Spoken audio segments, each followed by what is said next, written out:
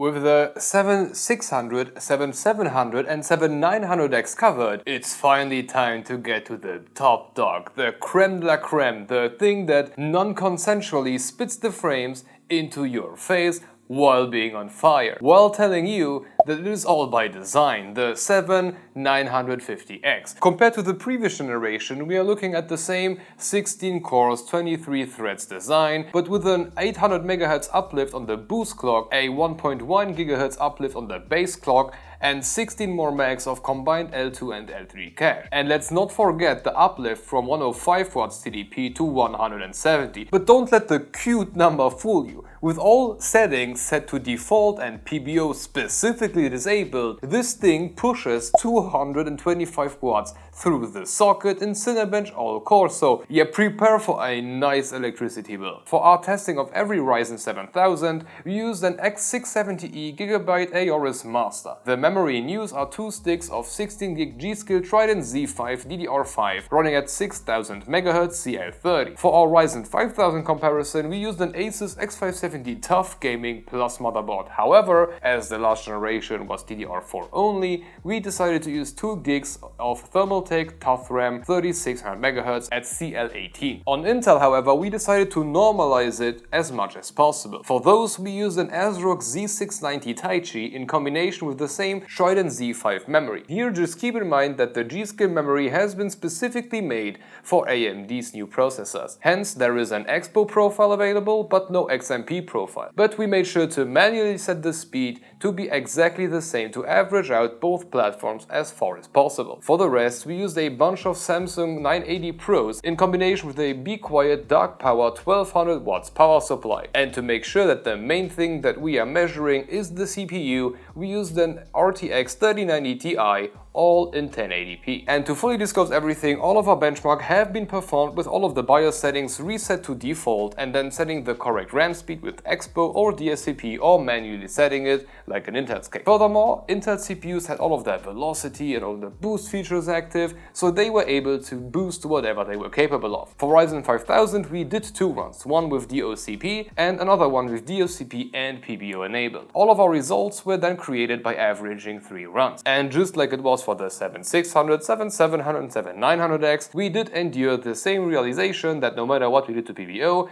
it just lowered our score, which is why there is a split on Ryzen 5000 into separate PBO and not PBO enabled runs, while our Ryzen 7000s got only an Expo enabled run and PBO specifically disabled. Okay, with that out of the way, let's go. CPU-Z single thread is still clearly on Intel's side, with the 12900K maxing out the score at 817 points and the 7950X 4% behind at 780 points. Compared to previous generation, things are looking a lot better thanks to an uplift of 16%. For all-core, things drastically change, with the 7950 whooping everybody's ass with almost 16,000 points, a whopping 34% uplift compared to previous gen and 39% to the 12900K. Over on Cinebench R23, things are continuing to look excellent with a 4% uplift going from a 12900K to a 7950 and 26% compared to the previous generation. And because the run feels so good, all-core, things just became better with a 55% uplift coming from a Ryzen 5000 to a 7000 and a 41% compared to the 12900K.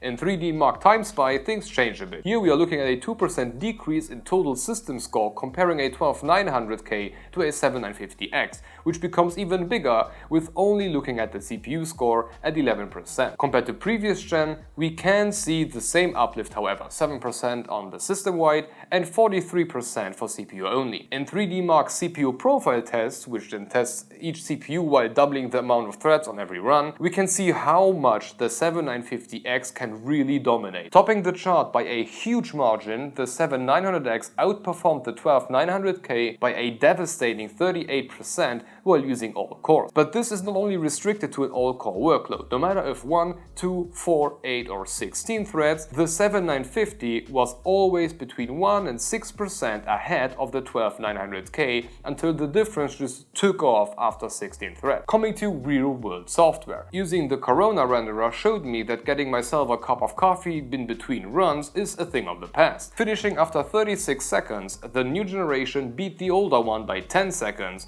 and compared to Intel's best, however, we are looking at a 20 seconds difference. For a Premiere Pro render of a 2 minutes timeline with multiple effects, the 7950X was still able to dominate, just not with such a huge margin. Finishing after 168 seconds meant that this is about 6% quicker than the 12900K. Compared to previous gen, however, we are looking again at a big uplift of about 38%. In Handbrake, the difference is back to being substantial. Finishing after 187 seconds not only created a 44 seconds gap compared to the 7900X, but to previous generation it ended up being 108 seconds quicker. Compared to the 12900K, the difference is 122 seconds, which means that the 7950 finished transcoding a file from H264 to H265 2 minutes faster than Intel's flagship. And as a last software benchmark, we have Blender, with the 7950X finishing in exactly 1 minute, which is 90 seconds faster than a 7900X, 23 seconds faster than a 5950X, and 27 seconds faster than a 12900K. Coming to actual game performance, in Shadow of the Tomb Raider, we saw the same load of nothing that we saw in every Ryzen 7000 video, exactly 260 FPS, though still 11% ahead of Intel's 12900K. In Far Cry 6, the 7950X was amongst the top dogs, but not the best. The crown still goes to the 7900X, but with a 12% average increase compared to the 12900K, it is still a relatively big gap to the competition. In Metro Exodus, we have pretty much the same thing, among the best, and with a 6% increase compared to the competition. And finally, coming to the last one, Formula 1. Here the 7950X scored the lowest score of all of the Ryzen 7000 chips. However, at 418 FPS average, it is still 17% ahead of the 12900K. Okay, let's get to comparisons. Looking at the top dogs from both teams, it doesn't look good for Intel right now. The only tests in which the 12900K managed to win are CPU-Z single thread and both time spike. Everything else was a complete win, with Handbrake being the biggest blow at 39% uplift. All of this averages into a 16% performance increase, 17 of which came from software alone and 12 from games without their min and max scores. So compared to a 12900K, it really doesn't matter what you want to do, the 7950X can just do it better. Compared to the previous generation, the gains are about what we expected.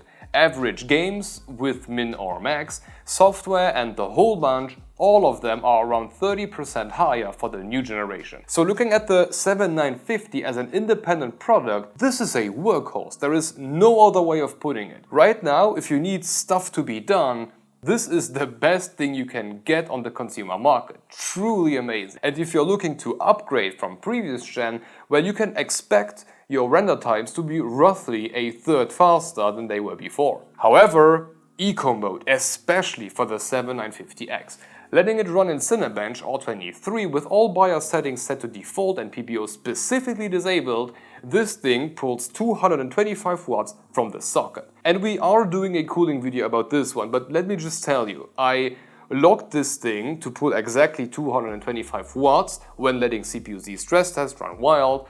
And what I found out, thanks to a Nokia NHD15, is that there is a hard shutdown coming at exactly 108.5 degrees C package temperature. So Eco mode, while pulling 225 watts from the socket, this thing was basically uncoolable.